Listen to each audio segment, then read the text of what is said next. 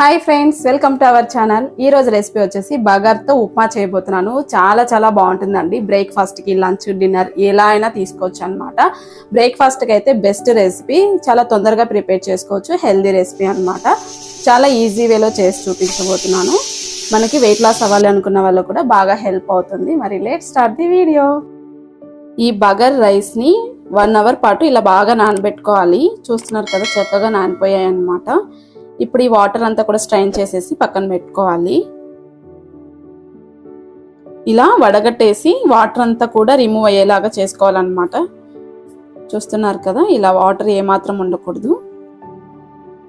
ఇప్పుడు stove on చేసేసి pan పెట్టుకోవాలి. ఈ రెసిపీ చాలా ఈజీ అండి.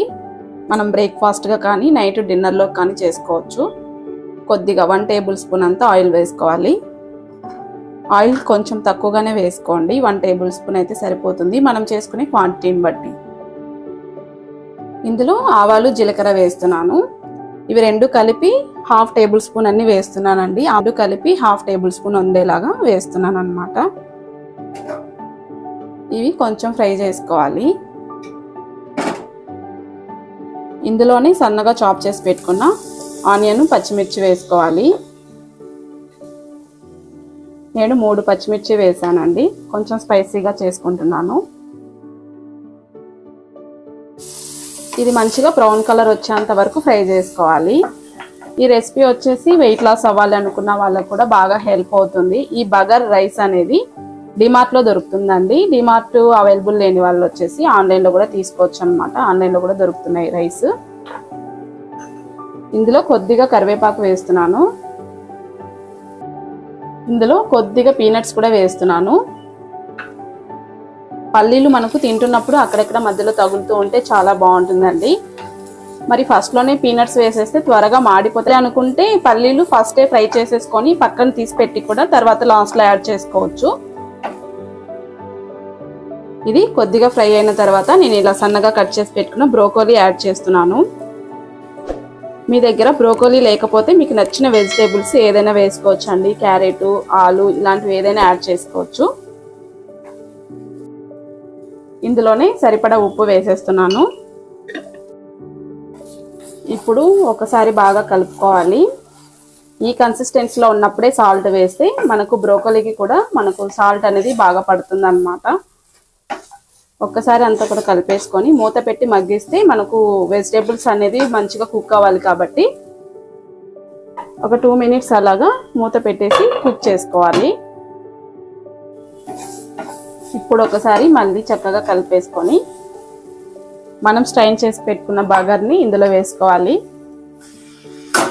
ఈ బగర్ రైస్ని ఒక్కసారి నీట్గా ఇలా ఫ్రైలో కలిపేసుకోవాలన్నమాట. ఈ పోపు అంతా కూడా ఈ రైస్కి చక్కగా పట్టాలి. కొంచెం మంట అనేది అడ్జస్ట్ చేసుకోండి. కొంచెం మీడియం ఫ్లేమ్లో పెట్టుకుంటే మనకి తొందరగా అయిపోతుంది అన్నమాట.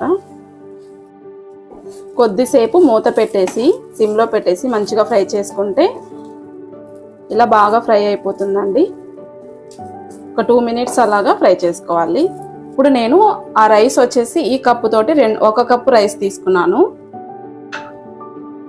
2 కప్పుల వాటర్ అనేది యాడ్ చేసుకోవాలి.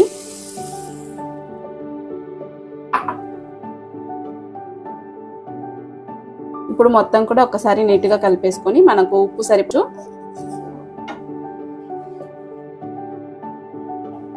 కొంచెం సాల్ట్ అనేది చెక్ చేసుకోవాలి. నేను వేసిన సాల్ట్ కరెక్ట్గా సరిపోయింది. ఇప్పుడు మూత పెట్టేసి సిమ్లో ఒక 10 మినిట్స్ వరకు కుక్ చేసుకుంటే ఈ రైస్ అనేది రెడీ అయిపోతుంది. ఇలా మధ్య మధ్యలో ఒక్కసారి చెక్ చేసుకుంటూ ఉండాలి. రైస్ చూసారు కదా ఎంత పర్ఫెక్ట్గా ఉడికిపోయిందో. అంతేనండి, ఇలా చేసుకుంటే పొడి పొడిగా వస్తుంది అనమాట. వాటర్ క్వాంటిటీ కరెక్ట్గా మెజర్మెంట్ చేసుకోండి. 1 కప్పు రైస్కి 2 కప్పుల వాటర్ అనేది కరెక్ట్గా సరిపోతుంది. చూస్తున్నారు కదా మీరే ఎంత పొడి పొడిగా వచ్చిందో. జస్ట్ ఇంక 1 మినిట్ అలా పెట్టేస్తే ఇంకొంచెం తడిగా ఉంది కాబట్టి ప్రాపర్గా అనేది ఉడికిపోతుంది అనమాట.